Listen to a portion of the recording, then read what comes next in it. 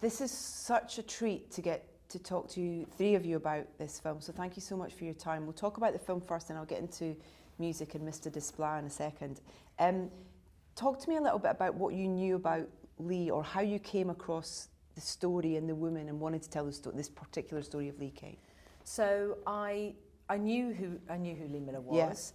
Yeah. I knew her work a bit, but I certainly didn't know, honestly, enough at all about just how extraordinary she was as a human being, but also what she did during the war. I had not a clue. And I think, like so many people, if you Google Lee Miller, it will say former, muse of Man Ray, ex-model, Vogue cover girl, these labels that were slapped on her that applied to a really small sliver of her life in her 20s.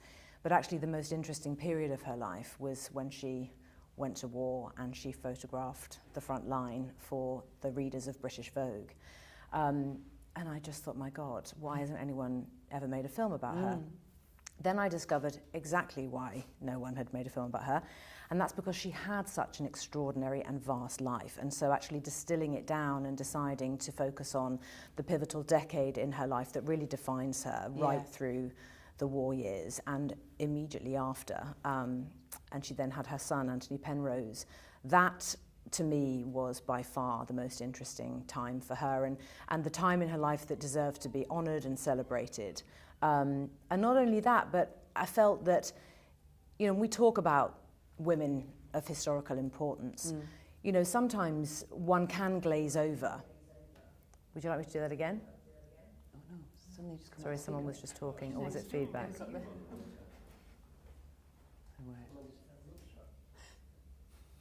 was like, someone's repeating what Kate just said in the corridor. Feedback.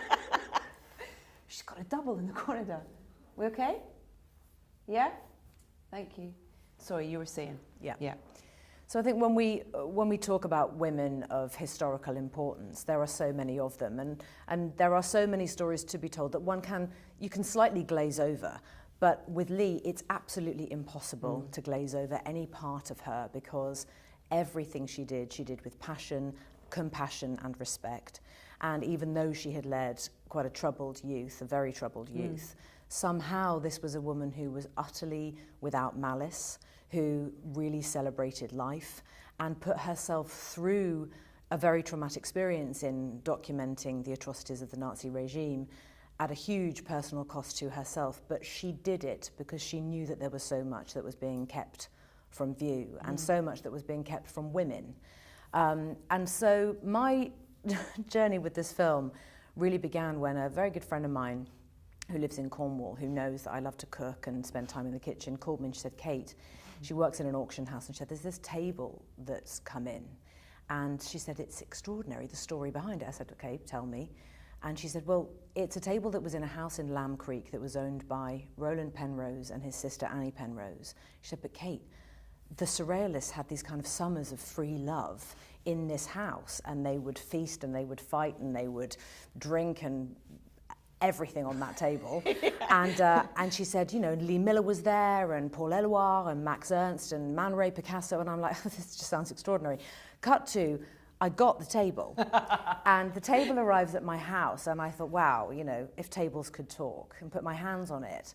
And I thought, God, Lee Miller, why hasn't anyone made a film about her? So I approached Anthony Penrose, her son, and I said, I'd love to come and see you. And he lives in East Sussex, which is where the archive is to this day, and it's a museum and anyone can go there. And it's the house that Lee and Roland lived in. It's actually the house that Lee also died in. And I pulled up into his driveway and he looked at me and he said, I've wanted you to play my mother since I saw you in Sense and Sensibility. And of course I was extremely emotional and immediately thought, okay, no pressure, so now I've really got to do it. And as I gradually started developing the film, largely with him, we were pretty much joined at the hip for a number of years, I just realized, my God, if for no other reason, I actually have to make it for this man, because he had a very difficult relationship with Lee. She did have PTSD. She did struggle with alcohol issues. And as a consequence, it made her quite a difficult mother. And he's written about that a lot. And he didn't discover anything about what she had done during the war until after she had died. His daughter Amy was born in '77. And his wife was looking down at the baby and said, you know, I wonder if she looks like you as a baby. Why aren't there any baby photos of you in the house, Anthony? Go up into the attic, then rummage around, there must be something. And he's like, okay. He went up into the attic and he found in cardboard boxes, old DAS and aerial automatic boxes, 60,000 negatives of everything that his mother had done and documented during the war. And from that moment on, he decided to devote his life to upholding her memory and making sure that her legacy has a place. And so for me at that point, there was just no option. I thought, my God, I really have got to do it. And that was really the beginning for me.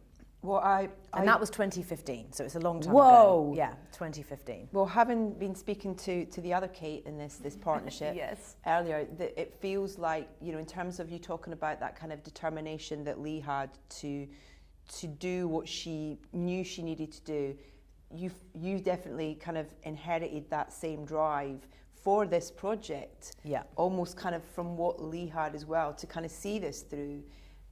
Because not an easy project to get made, not an easy project even whilst you're shooting. Things have been thrown at you, but it feels like that it was meant to be.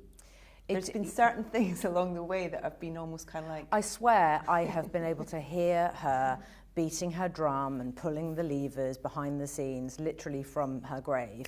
Come on, keep going, keep going. And she was a woman who just put up and shut up and got on with it. And I have always been a bit like that, and I possibly inherited a little bit of that from my own mother. Just get on with it, and don't complain.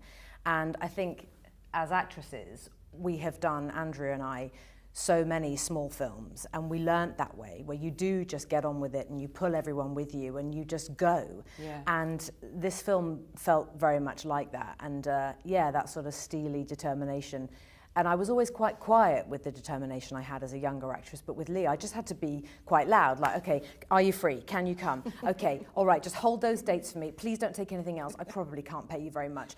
I'll get back to you. Hi, have you kept that slot? Oh, brilliant, thank you. And there was a lot of that. There was just ringing around, quite honestly, and coming up against, yeah, obstacles. I mean, when we were going out for financing initially, and this is before I knew Kate, I would sit with male financiers who would look at me and say, I mean, why am I supposed to like this woman? And it was just so staggering. I thought, okay, that's why I've got to make the film. Yeah. Because you think this was someone who was loud and perhaps irresponsible with alcohol and struggling and did something that was frightening and sometimes brutal, that makes her dislikable. Shame on you. And I just thought, okay, and every time I would come up against these things, it just seemed to add more fuel to my fire. And then when I met Kate, who has had such phenomenal experience as a producer, I really then learned what it meant to be calm, controlled, planned, just come together and do it and make it a reality. And if I hadn't have had Kate, it was so funny, I was thinking last night, Kate was still breastfeeding her youngest, and he's about to start school this week. And Kate has only been part of this process for a third of the entire process. Yeah. So that just goes to show how much it takes. I mean, on every early meeting, every Zoom, everything, whether it was just the two of us. I screamed this week because I was feeding. She was constantly feeding, and then I think, okay, she needs to swap now. And sure enough, the camera would move slightly, and then she'd be like, and she would have full on just somehow swapped below the camera. But sometimes we did it, and the only person who knew was Kate. I mean, other people weren't noticing, because people do adjust themselves on Zoom. They don't realise it's because your boob's coming out. I mean, that's what it was. That's just how we did it. And as women, that's just what you do. Absolutely. I did Glastonbury 8 days after having a C-section. It's like, come on. That's impressive. Yeah. Got to do it. The determination. Yeah. And I love as well that that's really celebrated within the film with the female relationships that she has and the friendships and, you know, Andrea, Audrey, who you play and stuff. It's really, you can see that there's a genuine admiration for each other, and she's trying to do her best by Lee as well. But this woman, talk to me a little bit about your kind of prep for her and playing her, because she was part of Vogue for a long time, so she's part of that whole history of that era. And when she came in was not an easy time, you know, in terms of 1940, I think it was. It's kind of... Yes, and it was quite a sort of conservative establishment, the whole Vogue machine at that point. And she was really an interesting liberal who really wanted to write. And Vogue was one of the few places that women were having the opportunity of actually being able to pen anything. Yeah. they weren't really considered writers anywhere else. They just, it was, fashion opened a door for so many women at that time. And so Audrey was an unlikely Vogue editor in the sense that she was quite austere. She just liked things to last as long as you could wash them and use them again.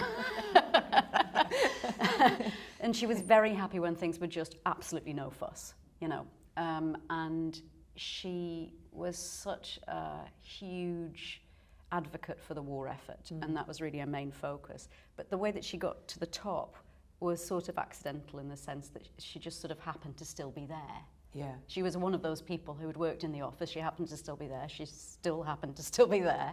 And she ended up actually running Vogue during the Second World War. And she did some extraordinary things, like did an entire cover of just recycled Vogue copies that they were using for the war effort. But just such an interesting character. So researching her was absolutely fascinating. And I had a month in between two things that I was shooting to just completely spend time with her, and she's written a lot.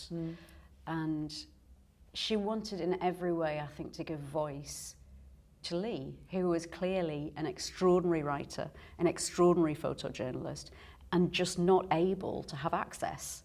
And look what happened when she got access. Audrey couldn't grant that entirely on her own, and she needed the help of US Vogue, and they were incredible.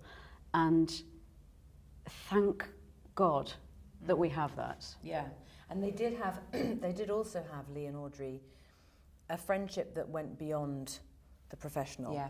And in the letters that exist in the archive, which I was very fortunate to fully get my hands on and spend a lot of time with, the letters between Lee and Audrey, they so often consist of Audrey having sent Lee some earplugs, which Lee had said, oh, if you could go into the house, I think they're the second drawer down, they're called Queers or something, not quite sure, and I could do with some new tights. And Audrey would just send her these wartime care packages, and she would just be like, oh my God, thank God, you know, the joy of clean knickers, you know. Knickers, exactly. Most importantly, knickers. That was. Yeah, it was, yeah. It was knickers, fresh knickers. Because there were times when she didn't have access, Lee, to hot water at all, and at the point that she and Davy Sherman did make it into Hitler's Munich apartment, they had not washed for 6 weeks, but they hadn't even touched hot water. So no wonder she had a good soak in that damn bath, you know. Yeah, and what she washed off in that bath as well has got such a... Yeah. That's such an interesting part of the... I mean, there's so much to talk about the film. I will get onto music in a second, but the choice of the images that you choose to be part of the narrative, but then I imagine for you guys as well, having those contact sheets of the real pictures, those in themselves are almost the story leading up to that picture and possibly what followed it, you know, in terms of the pictures that she took live in that moment. How helpful, you know, were those, and did you have access to all that kind of thing as well? Yeah, we had, I mean, Tony let us have everything. So Kate had been in there for 7 years already by the time we started looking through in that attic for 7 years. She'd been scraping through. Luckily it's been moved to a different space now. But luckily, yes. Now it's all safe. It's all air conditioned. Preserved. Preserved. But what was wonderful is when we finally showed it to all the people who work in the archive, they were just amazed about, oh, this is all our pictures come to life. This must have been how, you know, when we're outside in the fire section, you know, where the two women are sitting with the fire masks. And we kind of imagined together how that would work. And Audrey coming out, who was a volunteer fire worker, and coming out, and then Lee putting that shot together. And who knows exactly how it happened, but that's like a way of walking you into that photo. Yeah. And I think the more we could do that in the film, the more it kind of set it in real life. And there's photos that she doesn't take in the film, but you can see them. So if you know Lee's work, there's a photo of little boys playing on a car, you know, a burnt out car in Paris. And as Kate walks through the street, she walks past that. We don't stop and take a photo with it, but anyone who knows will be able to kind of walk through the film recognising the shots, which is kind of lovely, isn't it? Yeah, it was lovely. And when it came to the bathtub, oh my God, the tension around that day, and we had to keep saying to ourselves, it's just another scene, it's just another scene. Because when you're recreating such a historically iconic image, sometimes you can lay it on too thick. And there had been many scripted versions of that scene, and one of the scripted versions was really quite still, and Lee had also taken photographs of Davy Sherman in the bath, and we just couldn't work out how we were going to build everything in without making the scene way too long. And I think we got there and we realised, and there's a photograph of Kate and I that was taken by our still photographer Kim, and we're sat there both rewriting as we're doing it. And as we were doing it, we realised, oh my God, she completely constructed this herself. It was absolutely staged. She was the one who was like, Davey, come here. Okay, this is what I'm going to do. And she poses like a model. I mean, Lee hated her smile, loved her profile. So her mouth is closed and she's in profile. She's still chosen her good side. Good on her, you know, like there's something to that. Yeah. But also the construction, the composition of that shot, because you can see the deliberate dirt of Dachau from her boots on that mat. And they were in that camp that morning. It's just extraordinary when you think about it. And of course, all that construction by Lee and our way of also playing with the scene. You know, we had some things happen, like she props the Hitler portrait on the back of the bath, and initially we deliberately sort of slightly get it wrong by propping it within its wooden frame. And in the image, of course, it's not in a frame at all.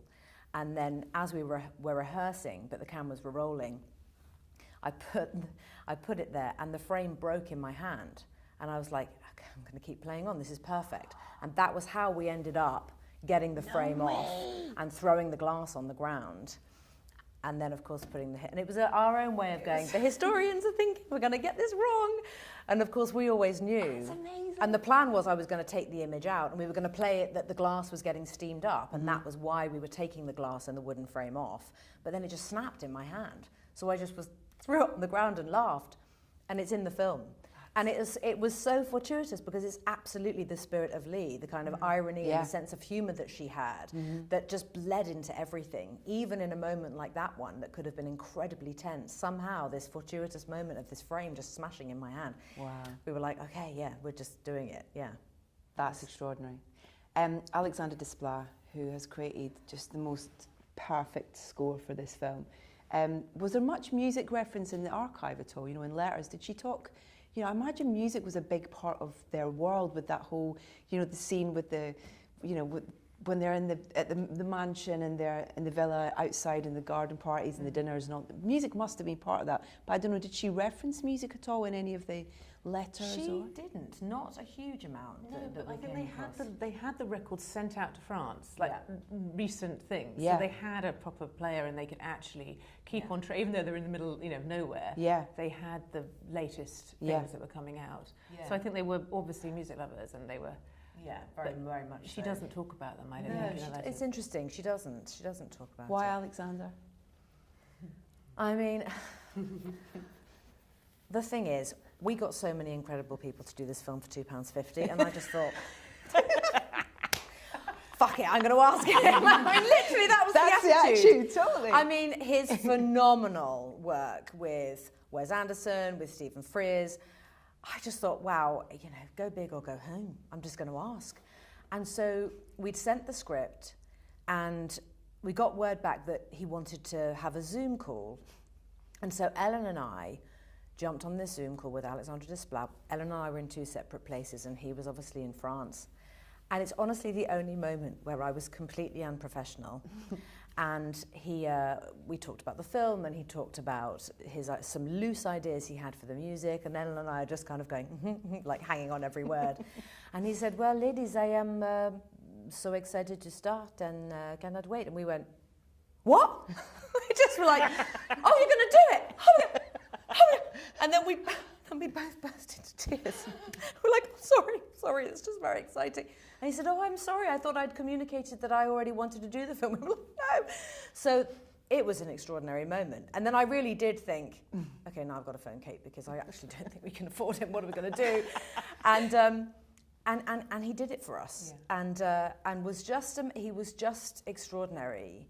And the process of putting the music together for him was quite private, actually. But he let us come to Paris. Yeah, he was amazing. And it was a really nice time to come because he'd sent us a few things. The first thing he sent us was the scene on the wall. You know, when Kate and Alex have walked up and they sit on the wall. Yeah. And it's that moment where everything Alex says to you, you can see it moving in Lee's head. And that's the piece that he sent us first. And it was like you were inside your head. And the music, in that scene, it kind of moves through, and it's confusion and a slight realization, because this is this moment where Roland is basically asking her to be part of his life forever. And it's kind of, and she's considering it. And the music, that's a lot of words that I've just used, but the music does it in just these notes. And then he said, you come over and I'll play you everything else. So we got the train to Paris and we went there, and you're sitting in the studio and he's going, I haven't done much on it. And then it was like, and you're like, oh my God, it was wonderful, wasn't it? It was extraordinary. It was just incredible. And obviously so much of the music, as he puts it together, he does digitally. But then there'd be moments when he would say, let me just show you something. And then he would walk over to his piano, and Kate and I going,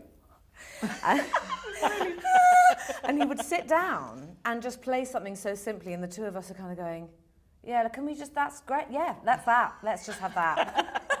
He was like, well, no, we need some timpani, and we're going, no, just that. And he said, well, I think this would be better suited to violin. And of course he was always right. And then we went into Abbey Road when we were actually recording. And I've never been in a position where I've been invited to do that. Well, no, as an actor, we don't go in, do we, as actors? You don't. It's a moment that you just miss out on. So I couldn't believe it. And there we were, and staring through the glass at this stage of wonderful musicians. I mean, there must have been 100, 150 of them, so many of them. And there were two extraordinary things that happened that day. I kept looking at this violinist and thinking, oh, sure, I know that guy. And then, carry on. And then after a while, that person turned around and was like, that's me.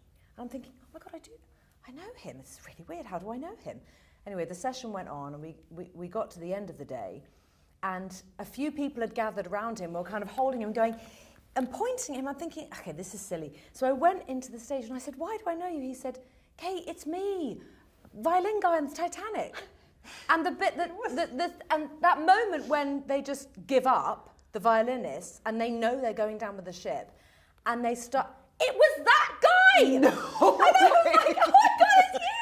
But it was a classic moment of what was happening so often on this film. I mean, our first AD, Richard Stiles, we were 19 years old together doing Hamlet in Shepperton Studios, and he was a little floor runner running up and down making people cups of tea. And there he is, a big successful first, and he'd held the slot for me, and he kept saying, I'm going to do it, I'm going to be there. And he was there. And Michael O'Connor, our costume designer, he was a costume supervisor on Quills when I was 22, and he's now this hugely successful, brilliant man. So we kept having these wonderful moments where people would just show up for us. And then there was another violinist in the room who plays the solo. Oh God, it just makes me go like this when I think about it. When they arrive in Dachau, there's a piece of incredible violin solo. And he played it once, and Kate and I sat there going, oh my God, that's extraordinary. And Alexandra turned around to us and went, no, he can do it better. And we're like, what? That was incredible. Don't say anything. That was amazing. He's like, no, I know this guy. He's much better. And I thought, well, I wonder if he actually knows the piece of music the piece of film that this music will be set to. And I said to Alexandra, am I allowed to go in and speak to him? Yeah. And he said, yes, do. And so I went into the space, and everyone else had taken a tea break. So it was just him and I in this huge, it felt like a old school gymnasium, the size of it. And I said to him, if I can explain, this is the beginning of the sort of unravelling of Lee. It is the cracking open of her.